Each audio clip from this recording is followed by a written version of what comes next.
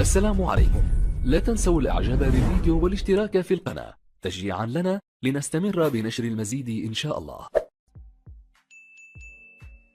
كل الخير مشاهدينا الافاضل اينما كنتم، مرحبا بكم، اهلا وسهلا الى الكامب ناو.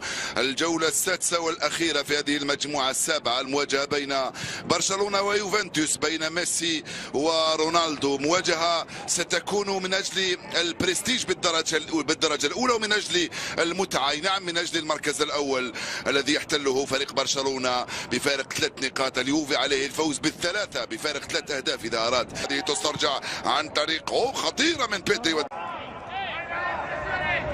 ضغط كبير. رونالدو في الايام القليله دي ختام ورا رقم كورتو كاد يمر، والحكم يصفر له خطا، الحكم الالماني توبياس. كرة هايله جدا على اللعب بظهر بدايه صعبه رونالدو ماكيني، ورونالدو طلبها الكره من هنالك على الجهه اليمنى. كوادرادو كانوا رونالدو تسديد رائعه، رونالدو ودانيلو والتسديده الرائعه. سلام مسرة الكره هذه في اتجاه الرمسي، ولكن رونالدو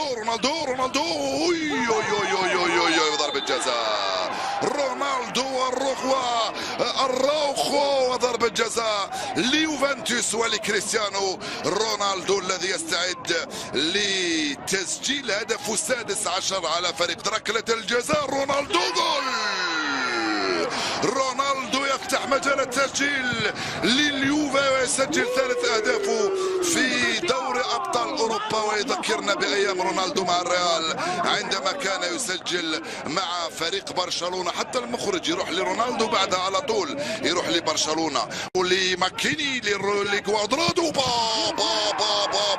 جول. يا سلام، جول في منتهى الروعة. ماكيني الصغير يفعلها بلعبة ولا أروع.